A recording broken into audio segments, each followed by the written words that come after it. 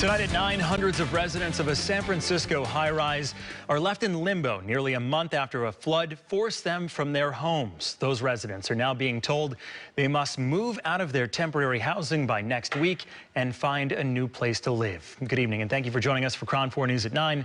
I'm Dan Thorne. And I'm Ella Sigamonian. City Supervisor Matt Dorsey and the building's owners held a town hall meeting about this tonight.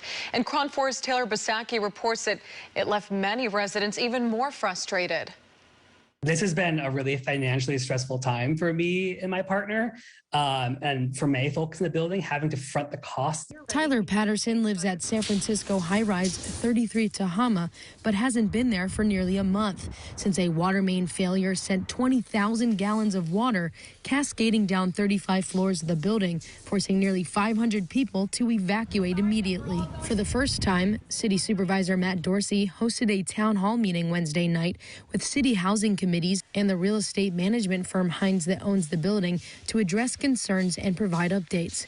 Dorsey's office denied KRON 4's request to join the meeting, saying it was only for residents, but didn't provide an explanation why when asked. Dog and Pony Show really showing off their strategy for communication, which isn't adequate. A lot of folks go without responses. Hines originally targeted residents to return by July 1st, but now say that date is pushed back.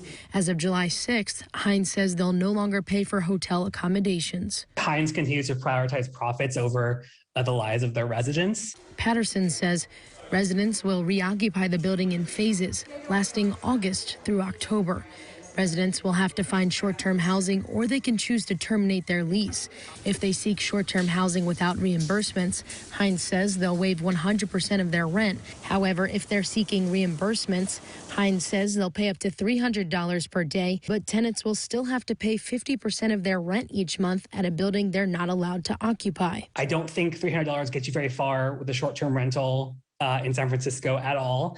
So it's going to be really disruptive come July 6th when they make folks start to front the costs for their short-term housing. Patterson says many are now scrambling to find a place to live with a fast-approaching deadline. In San Francisco, Taylor Bisacky, KRON 4 News.